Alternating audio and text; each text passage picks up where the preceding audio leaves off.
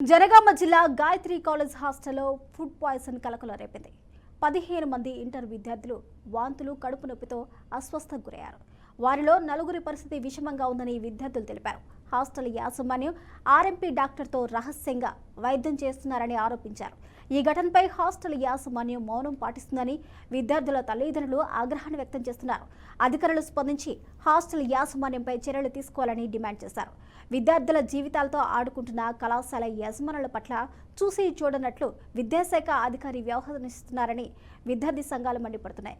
ఇక విద్యాశాఖ అధికారిని సంప్రదించగా తక్షణమే హాస్టల్ను తనిఖీ చేసి జాగ్రత్తలు తీసుకోవాలని సూచించారు.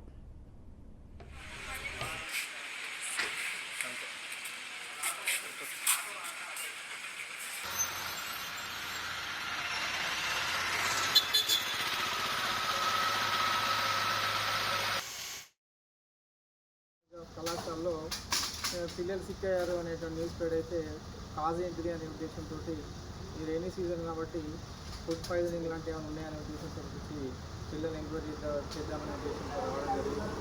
రూమ్లో 3 పిల్లలు అయితే సిక్ అయినారు. వాళ్ళను ఎంక్వైరీ చేస్తే ఫీవర్తో సఫర్ అవుతున్నట్టుగా చెప్పారు. మరి ట్రీట్మెంట్ ఏమైనా డాక్టర్ చూపించారా, మెడిసిన్ వాడుతున్నారా అడిగితే మెడిసిన్ వాడుతున్నామని చెప్పారు. సో 7 మెంబర్స్ ఉన్నామంటే వాళ్ళ లిస్ట్ కూడా ఇవ్వమని చెప్తాను నేను. అదేవిధంగా ఆ రైనీ సీజన్ కాబట్టి హాస్టల్ మేనేజ్మెంట్కి హాస్టల్ నడిపేటువంటి వ్యక్తులకు కొంచెం ఫుడ్ విషయంలో టేక్ కేర్ చేయాలని చెప్పిన. సో ఇవన్నీ రిపీట్ కాకుండా ఆ పిల్లల హెల్త్ పట్ల ఫుడ్ పట్ల శ్రద్ధ తీసుకోవాల్సిన సూచన చేయడం జరిగింది. ఇలాంటి రిపీట్ కాకుండా పేరెంట్స్కి ఇమీడియట్గా ఇన్ఫార్మ్ చేసేసి ఆ ఫుడ్ కేర్ పేరెంట్స్కి వాళ్ళు కూడా తప్పకుండా ఇన్ఫర్మేషన్ ఇవ్వాల్సి ఉంటుంది. తీసుకుపోయిన దగ్గర ట్రీట్మెంట్ చేయించుకుంటారో మీ దగ్గర ఉంచుతారో అనేది పేరెంట్స్ బాధ్యత, వాళ్ళు నిర్ణయం తీసుకుంటారు.